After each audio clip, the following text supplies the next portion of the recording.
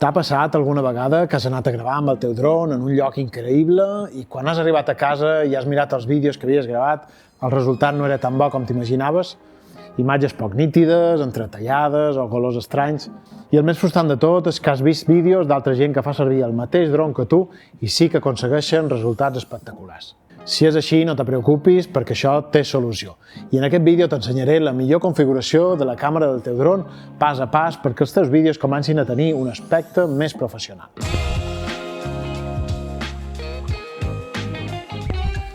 Abans de començar a xerrar de la configuració de càmera, deixa'm dir-te una cosa important.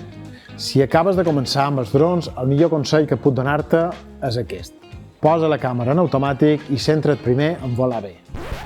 Potser no és el que esperaves sentir en un vídeo sobre configuració, però abans de pensar en paràmetres de càmera, el més important és ser un bon pilot. És impossible fer bons plans amb drons si estàs pendent de les palanques, si el vol que fas és erràtic o si no tens ben interioritzats els moviments. Així que si ara mateix estàs en aquesta fase, grava en automàtic, practica molt i guanya confiança amb el vol. I quan ja puguis volar sense pensar on tens els dits, aquest vídeo et servirà moltíssim més. Perquè la configuració de càmera no substitueix un bon vol, però sí que quan el vol ja està controlat, aquesta configuració marca la diferència. I dit això, començam. L'error més habitual és posar la càmera en automàtic i confiar que sortirà bé. Com deia abans, això està bé si estàs començant i no tens molta pràctica volant un dron. Però si vols millorar els teus vídeos i aconseguir un estil més professional, necessites fer servir el mode manual. Amb això aconseguiràs un control total de les teves imatges, cosa que et permetrà que els teus vídeos facin un salt de qualitat. Per activar el mode manual de càmera, si tens un dron de DJI, l'únic que has de fer és clicar a la icona d'aquí, que ara veuràs en pantalla, i t'apareixeran una sèrie de paràmetres de la càmera del dron, que són els que ara t'aniré explicant pas a pas. El primer paràmetre que hem de decidir quan gravam en dron és la resolució. És a dir, si gravarem a 4K, a Full HD, HD, etc.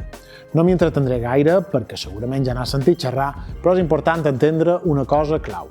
Resolució no és el mateix que qualitat. La resolució només indica el tamany del vídeo, no si el vídeo serà millor o pitjor. En una mateixa càmera, la qualitat la marquen coses com l'exposició, el color i la configuració de la càmera. Dit això, la meva recomanació és clara. Grava amb la resolució més alta que el teu dron i el teu ordenador puguin gestionar còmodament. El 4K és molt útil, per exemple, si vols reenquadrar o estabilitzar una mica en postproducció. Però pensa que si graves en 4K i després no ho pots editar fluidament, o no tens espai on guardar els clips o el teu ordenador pateix, el procés acabarà sent molt frustrant. És millor un Full HD ben exposat i ben configurat que un 4K mal treballat.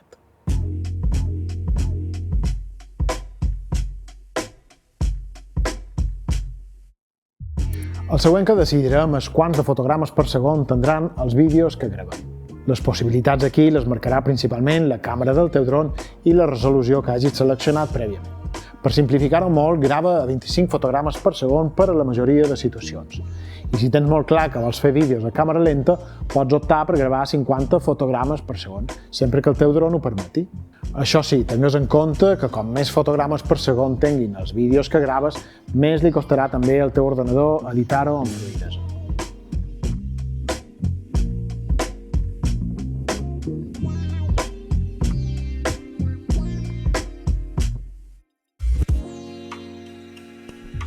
A continuació configurarem els 3 paràmetres que conformen el que s'anomena triangle d'exposició: velocitat d'obturació, ISO i apertura de diafragma. El concepte triangle d'exposició no és exclusiu dels drons i s'anomena així perquè cada petit canvi que fas en un d'aquests 3 paràmetres afecten si entra més o menys llum al sensor de la teva càmera, és a dir, que afecta a l'exposició. Per tant, és molt important que et familiaritzis amb aquests 3 paràmetres, ja que són imprescindibles tant si fas fotos com si fas vídeo, i tant si ho fas amb un dron com si ho fas amb una càmera convencional. El primer d'aquests 3 punts que hem de determinar per un vídeo és la velocitat d'obturació, que correspon als números que veuràs ara aquí en pantalla.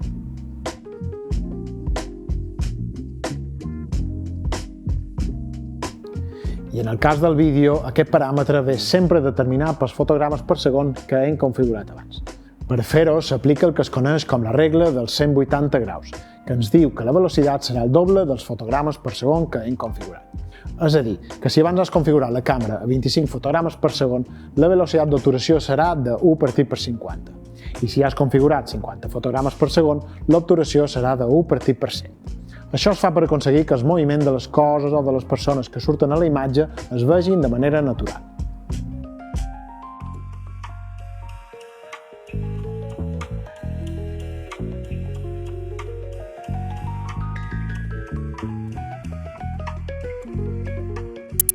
El segon paràmetre del triangle d'exposició que hem de tenir en compte és la ISO, que controla la sensibilitat a la llum. I aquí la decisió és molt clara. Posa el valor de ISO més baix possible, cosa que farà que la imatge sigui molt més neta. A mesura que augmentes la ISO en qualsevol càmera, començarà a aparèixer el que es coneix com a soroll digital, que és quan la imatge comencen a sortir granets o punts estranys. És el que passa quan graves, per exemple, amb el mòbil de nit amb molt poca llum. Segur que t'ha passat alguna vegada. Si t'està agradant aquest vídeo i vols seguir millorant els teus continguts en dron, recorda subscriure't per no perdre cap vídeo. I el darrer paràmetre que ens queda del triangle d'exposició és l'apertura de diafragma, que és el número que veus aquí en pantalla i que acostuma a anar després de la lletra F. Com més obert està el diafragma, vol dir que més llum entrarà, i això ens ho indiquen amb el número que va després de la F, que com més petites significa que el diafragma està més obert i, per tant, que entra més llum.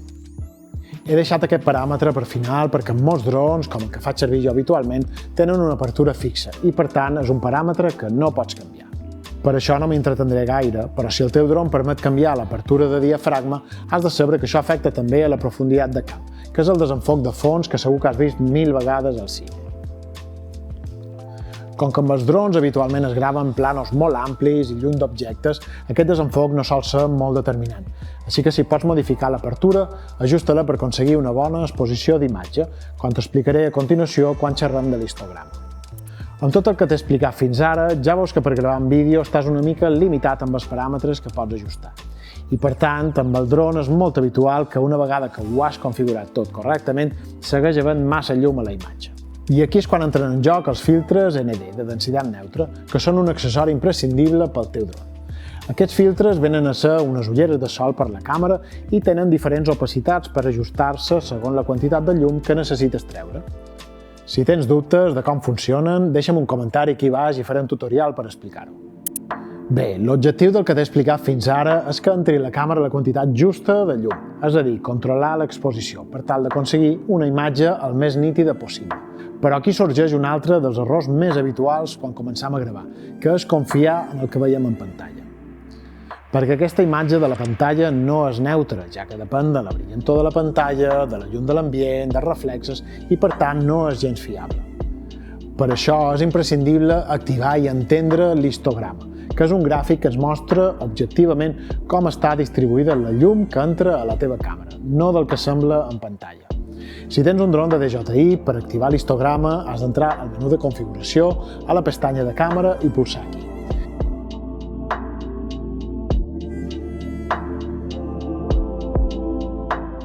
I una vegada en pantalla ja el podràs moure on et vagi millor. Com veus, a mesura que anem modificant els paràmetres de la càmera, aquest histograma va canviant. Si les zones del gràfic estan cap a l'esquerra de l'histograma vol dir que la imatge és obscura, mentre que si estan cap a la dreta vol dir que hi ha molt de llum.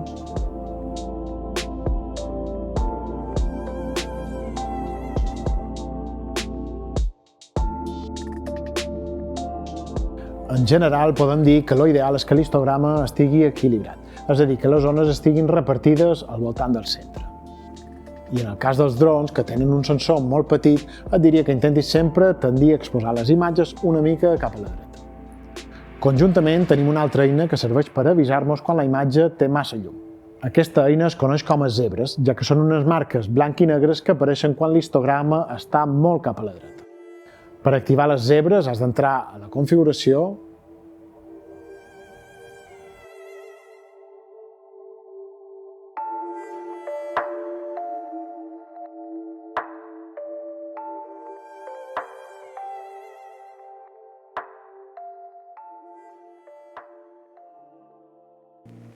Ara que ja hem aconseguit exposar bé la imatge i que els vídeos es vegin fluïts, és hora de determinar el to de color que tindran.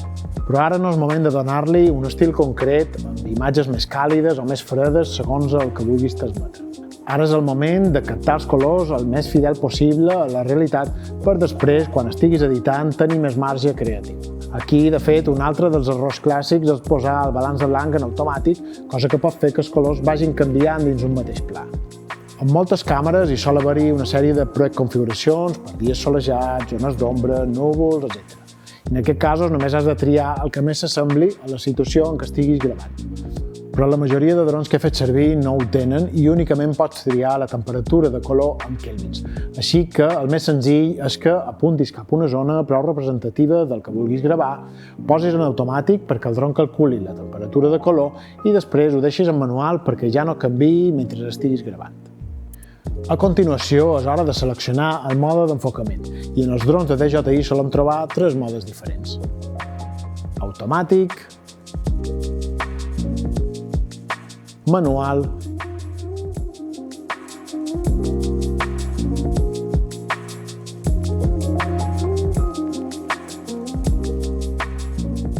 i enfoc a infinit. Com sempre, el mode automàtic és el menys recomanable, ja que no tens control sobre el que enfocarà el dron i, a més, pot anar variant en un mateix pla.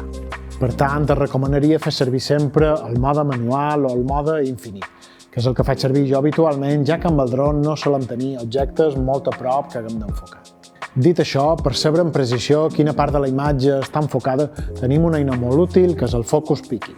El que fa el Focus Picking és marcar la imatge amb un color que sigui cridaner perquè es vegi bé quines parts de la imatge estan ben enfocades.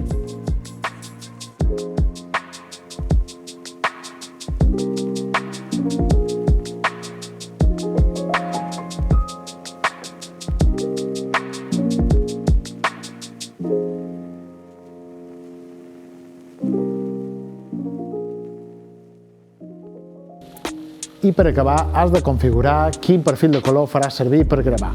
Lo ideal és que facis servir D-Cine-like o, si el teu dron ho permet, comencis a gravar amb D-Log. El perfil D-Log és un perfil pla i tot i que els resultats no són directament tan espectaculars, el que fan és conservar molta més informació perquè a l'hora d'editar puguis aconseguir uns resultats molt més professionals. En general, els ajustos de la càmera del dron queden guardats, així que la propera vegada que entris no hauràs de canviar la majoria de coses. De totes maneres, et recomano que t'acostumis a mirar-ho abans de començar a gravar, ja que més d'una vegada m'ha passat que s'havien resetejat, per algun motiu que desconec, i no estaven configurats com volia.